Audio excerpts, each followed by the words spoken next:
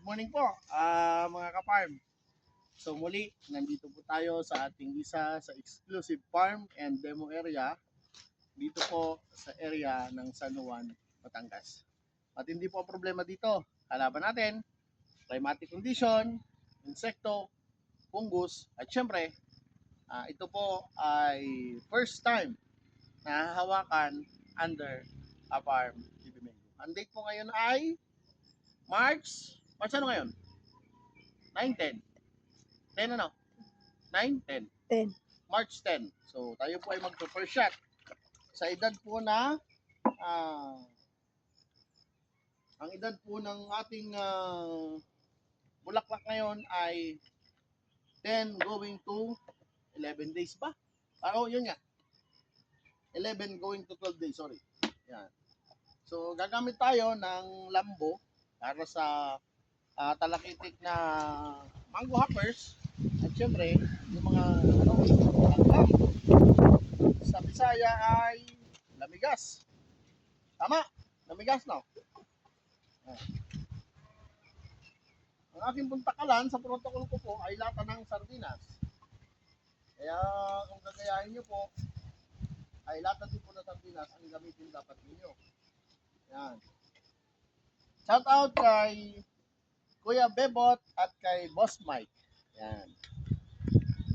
First shot po tayo ngayon. Ito naman po, si Haring Solomon, para yung pong mga matatanda na brown. Magkaiba po yung mango leaf hoppers, magkaiba din po yung brown plant hoppers. Magkaiba po yon. Ang pamilya po ng hoppers ay madami. May leaf hoppers, may mango hoppers, at meron pong brown plant hoppers. Yung pong brown plant hoppers, yan po ang tinatawag na hard to kill insect. Kaya hindi po siya kaya ng isang klase lang po ng insecticide. Kailangan pong merong dual action or cocktail of mixing para pag tinamaan siya, kung hindi man siya mamatay, tatamaan yung sistema niya at the same time, meron ding anti-chewing. Para hindi siya makapangain. So maglalagay lang po tayo nito ng 50 ml per drum. Kahit po 40 pwede na. Kasi combination naman siya eh.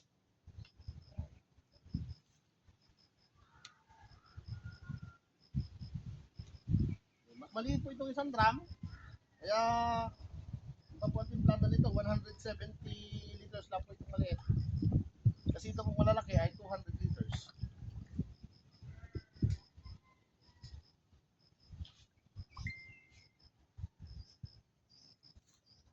Sunod po ay katulad po ng sinabi ko, kung meron po tayong contact, meron po tayong systemic, at meron po tayong anti-chewing. Anti-chewing po kasi alam naman po natin na ang atake po ng insekto ay magkakaiba. May mga panahon po na ang atake ng insekto ay sa araw, at may mga panahon po na ang atake po nila ay sa gabi.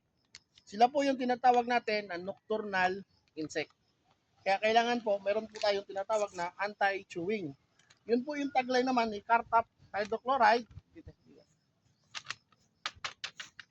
na ang brand po ay Paspas. Yan.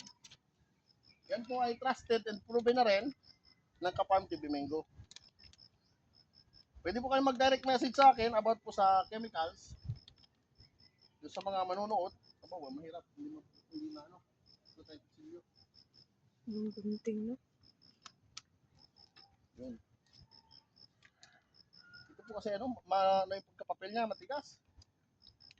Ayun, tigas sa pagkapapel. Hindi siya ordinary yung papel. Dapat talaga gunting.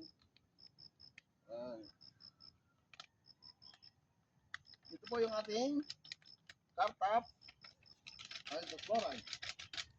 Ang brand name po niya ay Paspas.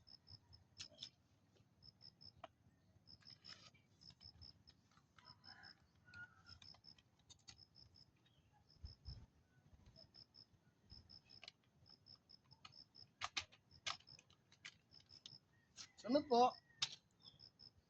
ito pong ating booster. Ultra Boost. Shoutout po kay Boss Hino Rason at kay Boss Mike Macrohon.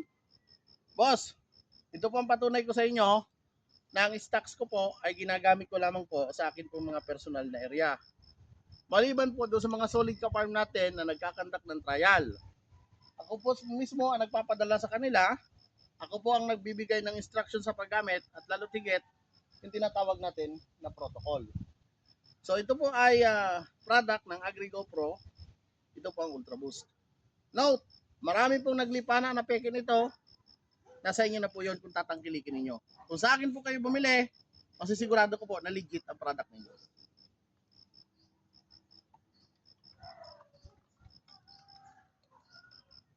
Ang opisina po nito ay sa Makati. Ayan.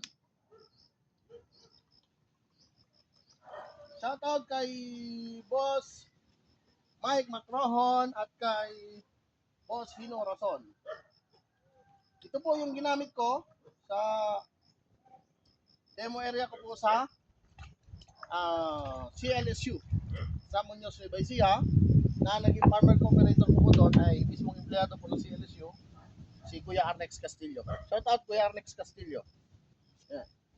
At syempre, hindi po mawawala yung kalaban natin na kurikong.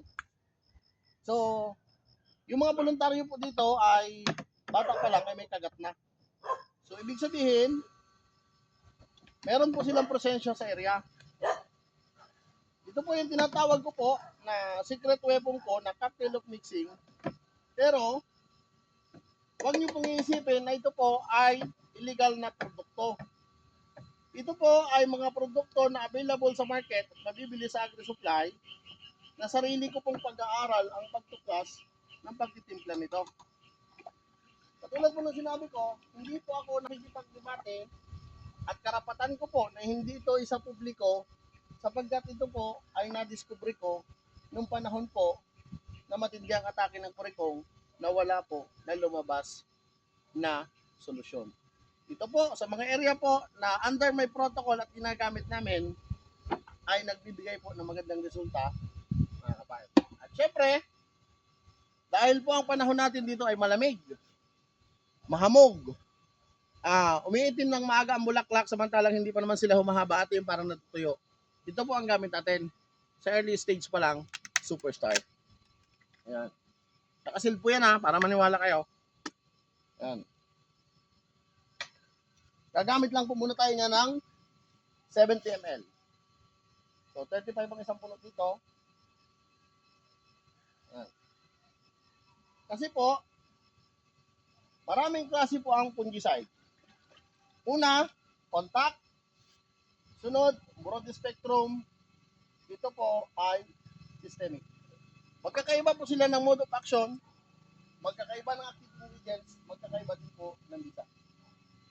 Kapag gumamit po tayo ng Superstar sa tamang timing, tamang dosage, sa tamang application, sa Tagalog po, ang tawag ko po sa ginagawa ko pong proseso na ito ay vaccination o bakuna. Tandaan nyo po, much better kung meron tayong prevention than cure. So yan po ang ating kabuuan ng ating live mixing. Ulitin ko po. Solomon, Paspas, Lambo, Secret Weapon, Superstar, at syempre po, yung ating pong nag-iisang Ultra Boost, mga kapar. So muli, God bless, happy farming. I-update ko po kayo mula first shot, second shot, pabaon hugas hanggang sa magbaging, basta't wala lang po tayo maging aberya, mga kaparm. Disclaimer, nagka-problema po ako sa isang volume production ko, kaya wag niyo na pong hintayin yung mga sunod na video doon dahil yung area po na yun ay wala na, pinatigil na po ang operation ng mismong may-ari ng farm, mga kaparm. So muli, God bless and happy farming. I love you all.